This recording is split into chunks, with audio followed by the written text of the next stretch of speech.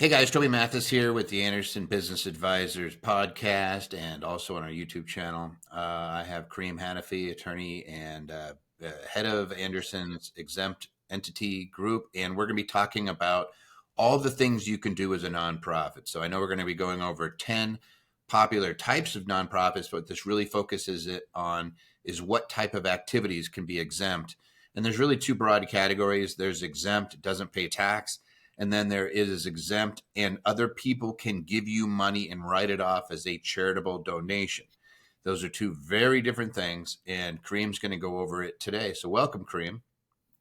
Thank you very much. It's great to be here. All right, dive in, my friend. Let's talk about these types of nonprofits and how they work.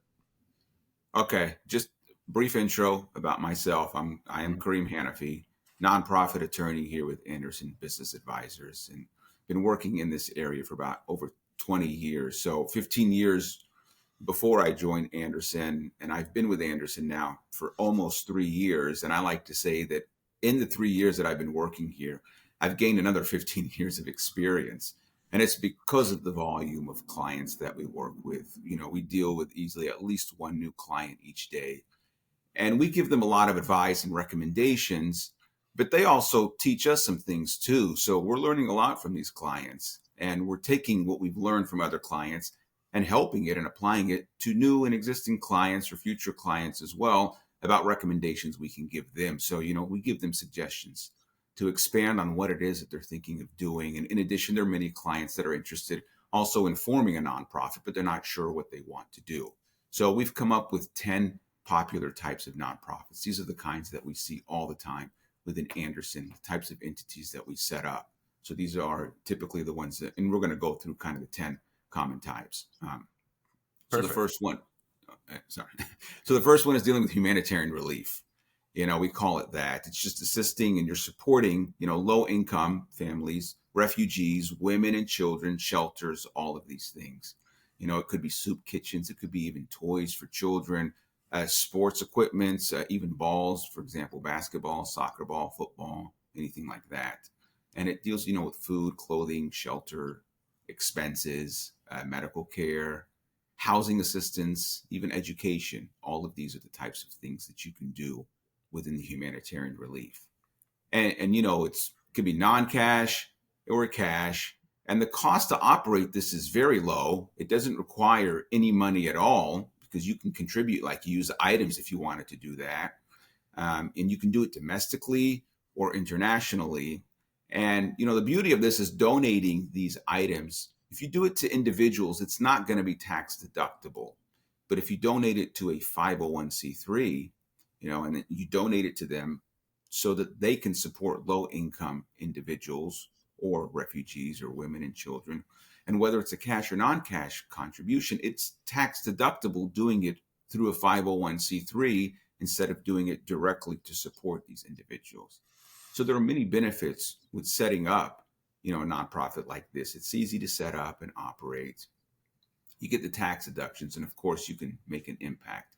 And this has become the most common, most popular one within Anderson. All right, and this is a 501c3 that qualifies for the charitable donation. So if I was just helping people, let's say you mentioned soccer balls. So you're providing soccer balls to locals, or I could give some real ones. We have folks that do helmets for kids that ride bicycles and things like that. One very good friend who's a traumatic injury attorney, and he gives away hundreds of these a year.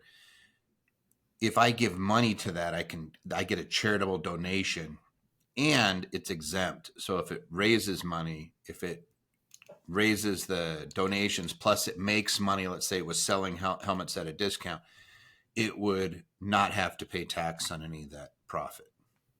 That's right. Perfect. Yeah. So you get a double benefit with this. Not only you as a donor, you get the tax deduction for making these contributions, but when the nonprofit receives it, it doesn't pay any taxes on these items received. Perfect. And I could donate, let's say that I had a whole bunch of stuff around my garage or whatever, and I was like, hey, I'm going to donate a bunch of helmets and a bike or two. I could probably write off the fair market value of those items as well, much like if you were giving it to Goodwill. Yes, you can. You can do that. Even if it's my organization? Absolutely, you can. As long as it's being used and the items that you're donating to your organization is going to be used to support and to carry out a charitable purpose of your nonprofit and to support this charitable class that you intend to support. Yeah, so everybody could go out and do this and go raid your friends. Tell them, hey, empty your garage over here. We'll give it away, sell it, whatever. Get it to the right Absolutely. people, and we could do that. Yeah. All right, what's number two? Number two is education. The previous slide we're talking about assisting low income families, and that is obviously a great thing and an impact you can make, but it's usually a temporary solution. Education is one of those things where you can break the cycle of poverty, dealing with scholarships to help children, low income. It could be children, it could be individuals, providing scholarships to universities, community college, trade schools, IT certification. As I mentioned before, we learn a lot from our clients. And one of our clients, as he told me, the IT certification, the cost to be able to do this online can cost anywhere from $1,500 to $2,500 to do. And once you can get the certification, your income can double, from 20, $25 an hour to 45 to $50 an hour. And we see that there's a need for it for women, especially. They're underrepresented in the IT field. So there's a huge demand for it.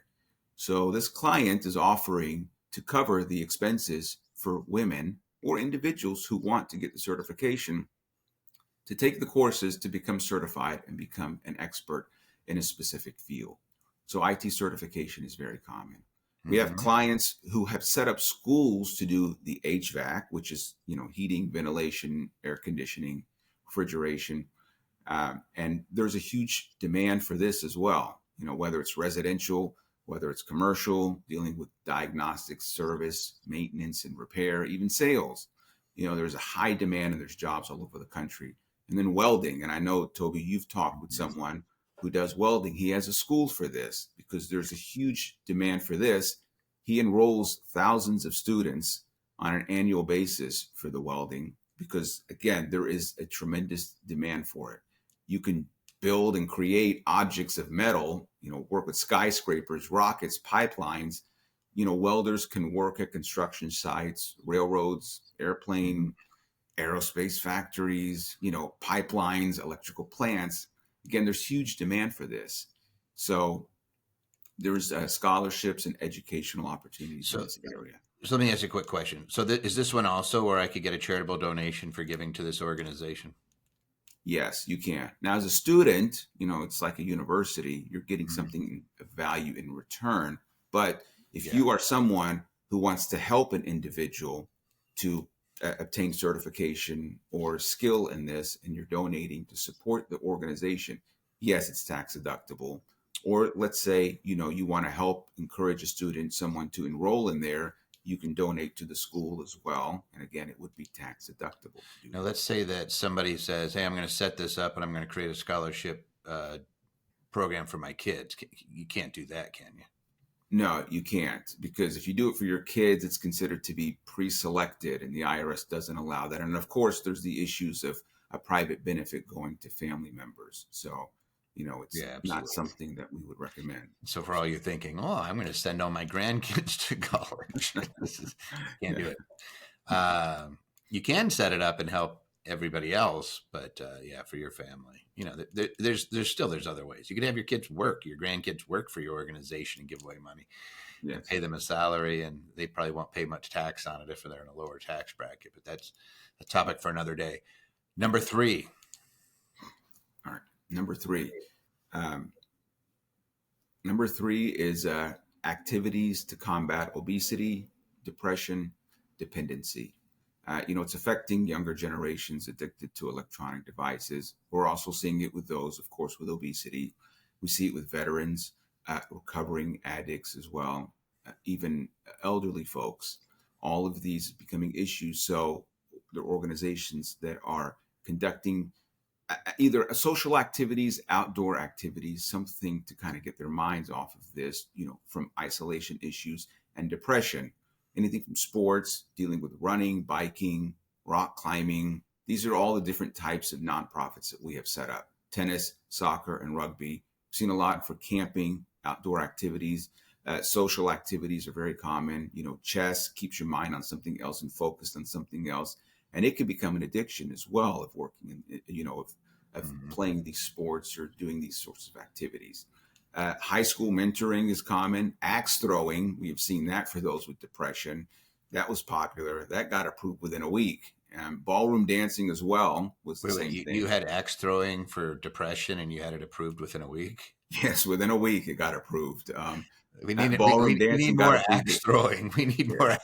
If we want to combat depression, teach everybody to throw some axes. It's a community. It's what it was is it was a community and people coming together and getting together and doing a certain type of activity. So this was one of the activities that they enjoy doing.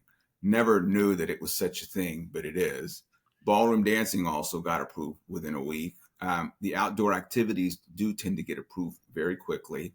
Mhm. Animals, it tends to get approved very quickly as well. They're Mhm. very therapeutic as well, like horseback riding, for example.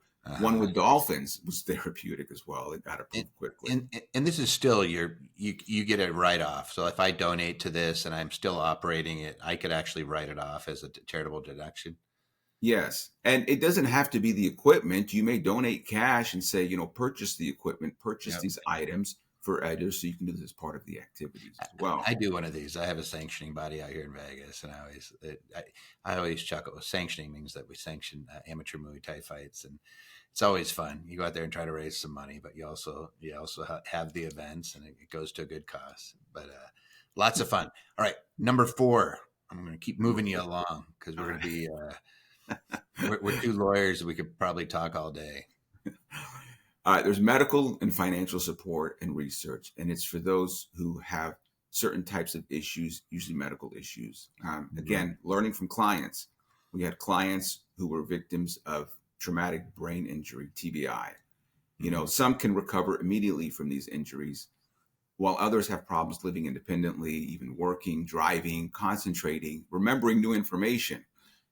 So it can put a financial strain on a family where the TBI victim cannot work or acts erratically and requires some medical care. So these are the issues that come up. So they help with activities, to obtain marketable skills, even financial support. And the same thing with those with dementia, disabilities, special needs. All of these require medical care and medical treatment. There's signs of depression. So try to help them with marketable skills, finding job opportunities, uh, improve with self-confidence as well. So these are the things that a lot of nonprofits will do, and they know it from experience because they have either family members or they know friends who have been experiencing this. So they know how to help them, to guide them, to give them reassurance, to give them some confidence and self-confidence. In addition, we see, for elderly individuals, the medical care, it continues to escalate in terms of medical costs. We see that for sure. Same with dental care. It's very expensive. So there are many dentists who offer this as a free service as they set up an own nonprofit to provide free dental care to patients or individuals who simply can't afford it. Cancer treatment is expensive. We know that. A lot of nonprofits are helping to cover the cost for that. And then, of course, finally, there's the research for cures, treatment, or prevention.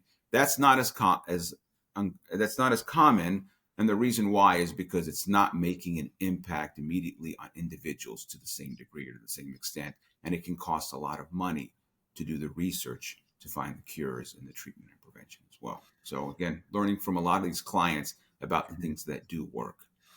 And we have a friend and a very good musician that has an MS foundation that again raises money, and goes out and actually does events to raise money, to bring awareness on medical conditions, on MS in particular. But this is a great one, especially for passion projects, and also for doctors who are looking for some tax relief and they want to fund something.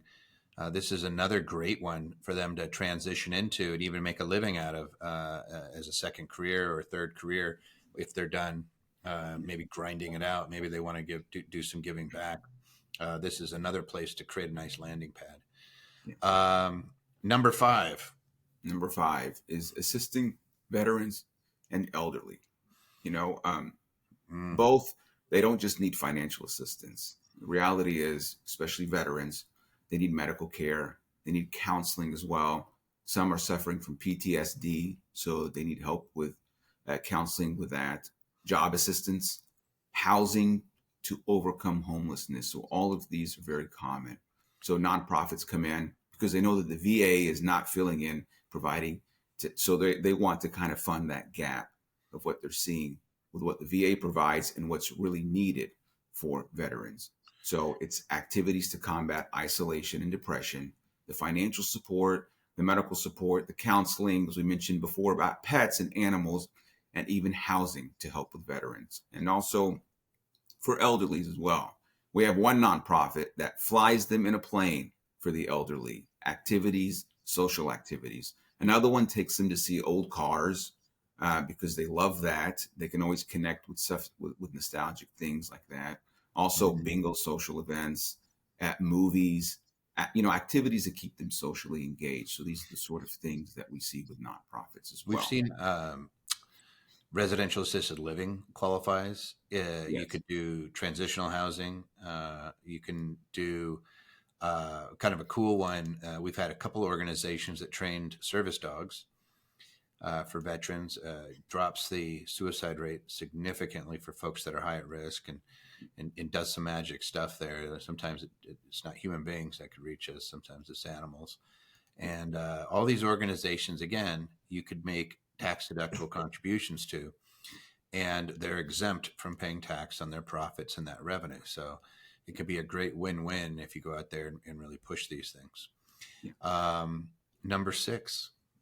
Number six is housing. It used to be number one for us. That's what we were seeing all the time, and it still is extremely popular for our nonprofit clients. Not only is it helping to assist the poor, the underprivileged, the needy, but recovery residents. It's very common with that. And as you mentioned just a minute ago about elderly and even for veterans, providing housing, residential assisted living for the elderly and also for victims of domestic abuse. But I'm kind of highlighting here the recovery residence one. As you know, we do a lot of workshops dealing with shared housing. So it's not just housing for one family, but it's housing for many families or individuals. So if you have a 4-bedroom house with 8 beds, you could have housing potentially for 8 people. And, Mm-hmm. typically we'll provide the housing for those who are recovering from addiction. So kind of, you And sorry, go that's ahead. not 8 rooms, by the way, guys. That's 8 beds, which in a lot of jurisdictions they require. For example, for transitional housing out of incarceration for nonviolent offenders or for drug offenders, they require 2 people per bedroom. And so Yeah. there's requirements on the size of that bedroom, but you could have 2, sometimes 3 bedroom beds per room. And it's not like you're trying to cram them in there. That's a state requirement or a county requirement or a municipal requirement that says, here's what we will do.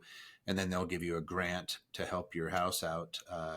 We've had clients that get $75,000, $80,000 a year, plus they get a per bed fee of $800 to $1,000 a month as well from municipalities to do transitional housing. It's just if you don't believe that's true, we actually teach workshops on it. We've had a number of clients have success in that area, and house in some cases hundreds of people. So Yeah. And it that's is a an great. important thing, as you've said, there's potentially for funding for something like this and get grants. There's referrals from drug courts, other nonprofits, treatment centers as well, even possibly Yep, hospitals. All yep, of these organizations will work as referrals to be able to work with you as you provide the shared housing and transitional housing for those in need. absolutely. Number seven. Number seven is animals. Who doesn't love animals? Creating an animal sanctuary. These are all the types that we've seen within Mm-hmm. Anderson. Animal sanctuaries for dogs, for cats, rescue animals, goats, horses, old animals. They want to live their lives out. Circus animals, farm animals. All of these are examples of the types of animal sanctuaries that we've seen. Mm-hmm. And it's not just an animal sanctuary, but as I mentioned before, it's therapeutic. It's for veterans, for children with disability, for elderly, anyone with isolation or emotional issues. This is a great one as well. Very popular, and these get approved very quickly as well as what we've seen. They get approved very quickly. You go step in and make a difference and get something. Can you take a tax deduction for contributions at all the organizations we've mentioned so far? Yes, absolutely. They all qualify as 501c3 organizations, but you have to apply for exemption. You have to get the exemption to get the 501c3. So you have to Absolutely. apply. IRS award gives you that 501c3 exemption for that. Yep. Yeah. Perfect. All right. Number 8. Number 8 is we call it the miscellaneous. So, all types of different types of organizations, from the arts and the cultural activities to the religious activities, ministry, even church. We have global waste reduction. This one actually got approved very quickly as well, several of them. Waste is dumped in landfill at dump sites or oceans, and the pollution can kill people. So if we do improve packaging of material and improve landfill practices and converting waste to energy, all these are solutions to help reduce the waste.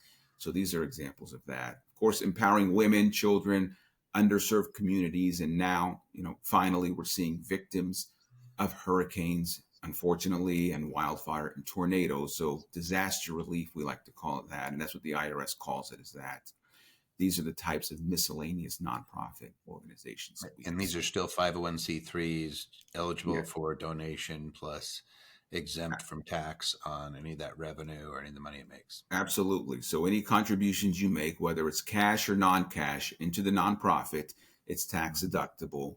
Any items that the nonprofit receives, it's tax free. And then you can make these distributions out to any individual, and none of them pay any taxes on it either, as you are making distributions to support that charitable class that you intend to serve. Yeah, I wish I had a nickel for every time somebody came in and they were helping people and they've been doing it for years, and not small amounts, but in some cases $50,000, $60,000 a year. They don't get any tax benefit for that. If they set up an organization and did the exact same thing, they could actually get a tax deduction for the amount that they're contributing. They're eventually, depending on how long they do it and whether they're getting any public assistance, will become a private foundation. But when everybody starts, we start them as a public charity. And they get these higher amounts. They have 60% of your adjusted gross income if you make cash contributions, 30% if you are making appreciated asset contributions. But again, there's just so much that you could do to change the treatment of these types of benefits that you might already be providing. So for those of you guys who regularly give and you're helping a lot of folks out and you're doing it and you're not getting any tax benefit, it's always worth a discussion to see whether the formal structure will unlock some of those benefits and whether the benefits outweigh the cost of doing so. Number 9, we're getting close. Which is a perfect segue to what you just mentioned just now. So we have many clients who are from overseas and they want to give back to their communities. If you give directly to these communities, and I'm giving examples of orphanages, schools, hospital, scholarships, food, clothing, shelter, like we mentioned before. These are the sort of things you can do and are charitable, but if you give it directly internationally, it's not tax deductible. But if you set up a 501c3 that donates to do these international activities, then it is tax deductible. So that is an important thing to be able to get those benefits. And we actually set one up for a client that was from India with a cow sanctuary. And they were giving hundreds of thousands of dollars to help support this internationally, and we're not getting the tax deductions. Until we set up the 501c3, they got the exemption, and now not only is he, but many of his friends and other folks as well are also donating to this 501c3 to get the tax deduction, as they're going to continue to do the same activities they were doing before. So as you can see, these are all the types of examples. And even water wells is extremely popular. It's fascinating, just the information behind the water wells, of how it can help children stay in school rather than having to walk miles and miles to go to another village to be able to get water, which can take 5 to 6 hours just to be able to get water to bring it back. Just by building a water well in those villages, it removes all of those issues that come up. It's very common in Africa, for example. And the costs for all of these are fairly low, to do these sort of things. But these are the types of international activities that we have seen for nonprofits that want to operate internationally. And the big takeaway is you got to set them up in the U.S. Yes. and then it can do international good. But there's not, hey, I can donate to all these international organizations. It Yeah. doesn't quite work that way. Even if it's charitable activities that they're doing internationally, you don't get a tax deduction unless you do it through a US based Okay. 501c3 organization. Yep. All right, number 10. We're getting to the end. All right. Sorry. Very uninspiring, this one. Just supporting other 501c3 organizations.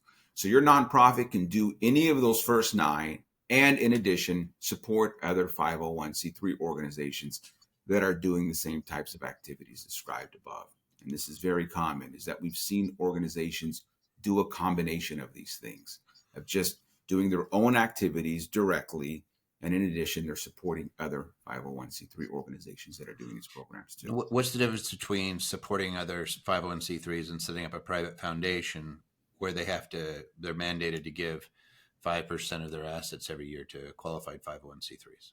Well, if you do it in a public charity, you're not mandated to do that. Within a Mhm. private foundation that just makes grants to other organizations, you are mandated to have to give 5% of your investment assets that you have that are non-charitable use assets. You have to give it to other 501c3 organizations. And with that, there are restrictions. Yeah, you can't give to international organizations unless you follow specific procedures. Whereas with a public charity, you can do that, but Mhm. you're not required to give 5%. So you have that flexibility to give however much or however little you want. And in addition to that, again, you can do other types of activities as well. What if somebody has a housing organization that's a private foundation? Are they required to give away 5% of the house every year, or is it just investment assets, liquid assets? Yeah, any non-charitable use asset. So if you're using the house for a charitable use and a purpose, then it's not included as part of the 5%. It's just a non-charitable. So typically we say if it's investment property that's just generating rental income, or if it's investments that you have in stocks and crypto, these are considered to be non-charitable use assets. So you have to use it 5%. So to your point about the real estate, if the real estate is not being used for a charitable purpose, you're just using it for investment purposes, yes, you have to spend out 5% of what the value of that real estate is. Even if you can't liquidate it, you Hmm. still have to take that into consideration when it comes to spending 5%. But most everybody that's doing that, they're not giving away a house just to give away a house. They're giving away a house because it's qualifies as for a particular type of housing. Most of the case that I've seen, I can't think of a single one where I've seen them where they just give away rental properties. The rental properties generally qualify as low to moderate income housing, um, and usually they're setting it up as a public charity anyway, in trying to combat the housing crisis. And that's what we try to recommend to clients, is that you see the difference between the private foundation where it has the potential with the restrictions and the public charity where it's a lot more flexible to do that. We say start off as a public charity, use that, it's going to be easier Mhm. to comply with, and then if you're not happy with it, we'll reclassify you as a private foundation. But I've never seen that happen. Yep. So All right, Kareem, that was very helpful. So 10 different activities that qualify, and that is fun. So let's see, that's the list: children, domestic victims. What is this one? yeah, just sort of a summary of who are the charitable groups that we're benefiting here, as you can Mm-hmm. see, as these nonprofits. It's specific ones from the low income to children, victims of domestic abuse. We talked about elderly, veterans. But the bottom one here is the general public. So educational organizations is an example of that. Mm-hmm. So it can be the general public. And in addition, I should mention, we do combine as well. Veterans with the animal sanctuary, veterans plus education, for example, affordable housing plus education, because these two things kind of go hand in hand. And we talked about the shared housing, so financial education, social activities, job placement, all of these things are important and integral parts to be able to not only carry out charitable activities, but to help these individuals succeed as well, give them the confidence to be able to succeed. Okay, so I appreciate it. A lot of people don't realize, but like I always joke, it's true. IKEA is a nonprofit, so I always feel like like Harvard is a nonprofit. Oh, Major yeah. League Baseball is a nonprofit, believe it or not. The Green Bay Packers are a nonprofit organization. There's lots of things where you're like, what? And you start to, when you look at it, you start realizing, yeah, it's not that difficult as long as you're trying to help any of these groups, and you're doing so that's your purpose. Chances are you could reclassify it as a charitable activity. Karim, if they want to get a hold of you, can I just have them put something like consult in the comments below? If they write in, let's say strategy, let's do that. We'll say, if you type in the word strategy and put it into comments below, we'll reach out and set you up with a discussion with Karim and his team. Yeah. Will that work for you? Absolutely. And if Yeah. you ever reach out to us, by email, some people do have our email. We'll put a Just link say, in. I loved your video.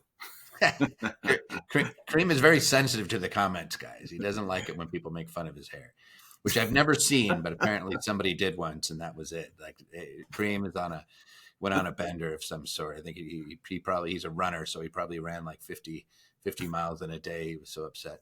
I did. Yeah, Exactly. just type in strategy down below, and if you want to, just for fun, put in strategy and what type of activity you would like to do as a nonprofit activity. We'll see it. We'll reach out to you. We'll give you a link so you can set up a consult and see whether it's worthwhile to move it forward and what that looks like. Because it's not as hard as everybody thinks, and it's very rewarding, and we need more people doing good things. Karim, anything else? I think we've covered everything. Did it all. So. All right, guys, like and subscribe if you would, if you're on the YouTube channel, and if it's a podcast, by all means, if somebody could benefit from this, share it out. Hey, do you have questions about your situation and whether an asset protection or a tax strategy might benefit you?